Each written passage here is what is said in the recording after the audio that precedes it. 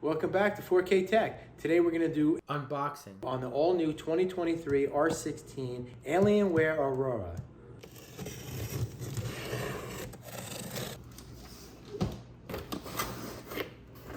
So it comes with this little keyboard here. Comes with a keyboard. I don't know. It's not the Alienware keyboard. It looks like a generic keyboard. It comes with a generic keyboard.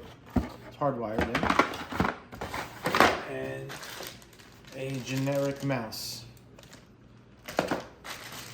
Paracord. I'm not sure what this is. Oh, an antenna for the Wi-Fi, I believe. Looks like they pack it pretty well.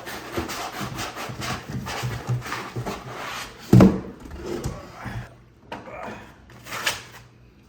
this tool in here. This gaming PC has the Intel Core i7 processor. It's got 16 gigs of memory, and it also comes with the 1 terabyte hard drive.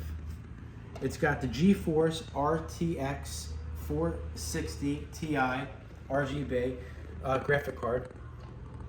Software is just the Windows 11.